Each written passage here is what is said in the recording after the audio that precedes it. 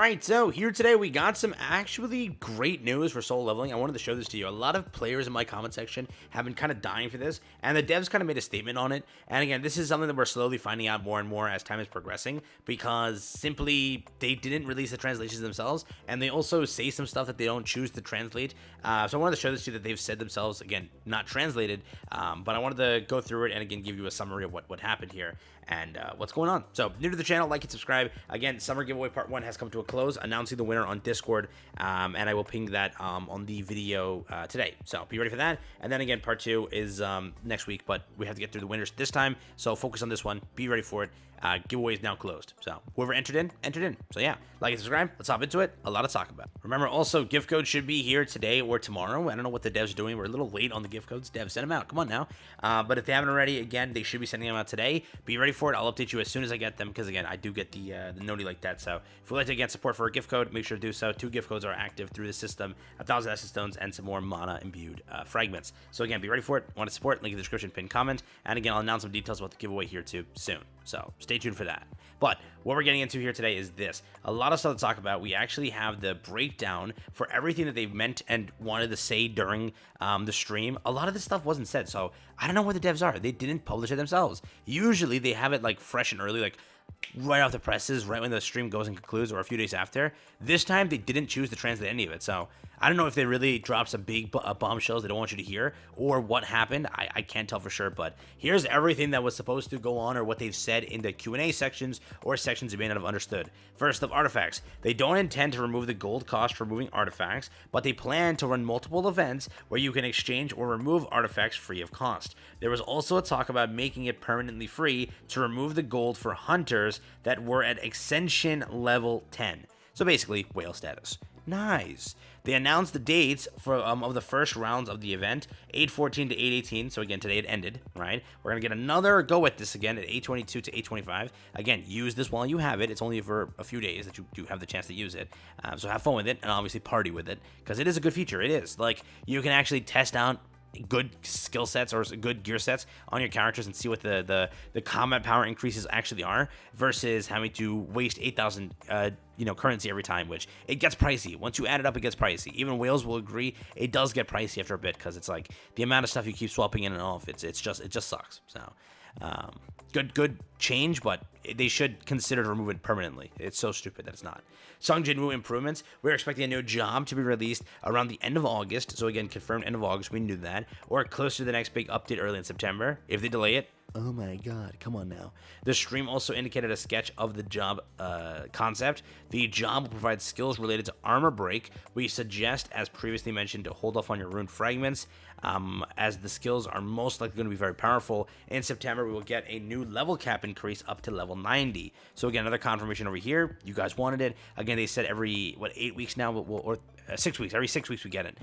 So again, this is now the 6-week update, because we had 3 weeks ago that. We didn't have to wait 3 more weeks, then 6 weeks. So again, in the update in September, we will be picking up ourselves a nice level 90 cap increase. So very good stuff there. Blessing Stone changes. We already talked about this. Like Boss Hunter, Double-Edged Sword, and Mono Frenzy will be buffed in order to reduce the penalty received by using them, making them more appealing. Gems. The option to reroll tier 4 gems will be added. No details regarding how it will work exactly, but know it is in the works and might go live during the celebration. So again, we can reroll level 4 gems, which actually, unironically, is pretty good. A thing that is shockingly scary that it wasn't added day 1, but who am I? Who am I to make that decision? Beyond that, we also have this over here, which is guild content.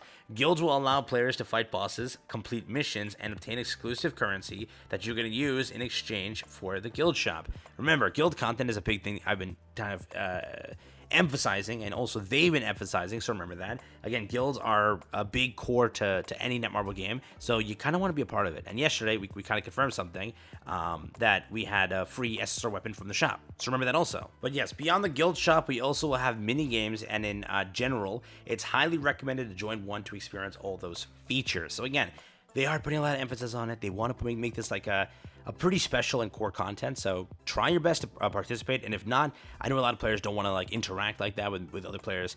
You don't have to. Just skip the content. Hopefully it's not like too much of an insane thing for some of you that want to skip out on it, but it probably is, knowing how the this game is held and how number one holds these games. So again, character previews. Hans Sebi was officially previewed. Will be available on 8/21. Wind Healer / Supporter. Go Gun He will be a light breaker and have his banner on 8/28. As of now, we have no details on when he will be scheduled, or was it if he will be added to the custom draw or not when his banner ends. 100 Days Celebration. A special 2-week login calendar will be starting on 8/15, where players can obtain again up to 50 summons and Go Gun He. More info is there, which we already read through. During the 100-day celebration, we will also have missions that will let players obtain 50 more custom draw tickets for a total of 100. Summer Event Part 2.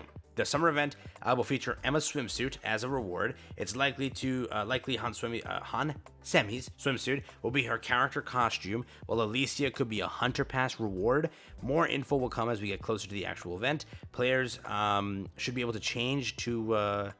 should be able to obtain a new SSR weapon for Jinwoo. The barbecue stick name is subject to change. Main story update. The next main story update is scheduled for September, around September 4th. So for any of you complaining and dying for that, you will get it around September 4th. So again, not this update, but the next one. Yeah, the next one, right? Or a little bit in the middle there. You will also be able to venture higher in the Demon King Castle and face off against Baron in an exciting boss fight with 3 different phases. The boss should also feature different weapons and patterns that will hopefully reflect carefully the source material. Others. Now, this is the good stuff. This is the real good stuff here. They mentioned about being sorry for the shadow nerf happening a few days ago, which is, again, a mistake on their part. They discussed the possibility of buffing A10 weapons to make them feel even more powerful, so... Okay, there is a talk about making Armory more easy to access for O players and make it easier to gain Mark of Times. So there you go. They are aware of some of the current game modes may not feel rewarding compared to the time they needed to score properly in it, and are looking to make improvements to the game. So again, a big W there. Remember, time versus rewards. It has to be, if I'm spending this much time, then I should be getting this many rewards for it. So that's there. They also, they may add training grounds and dummies to check damage.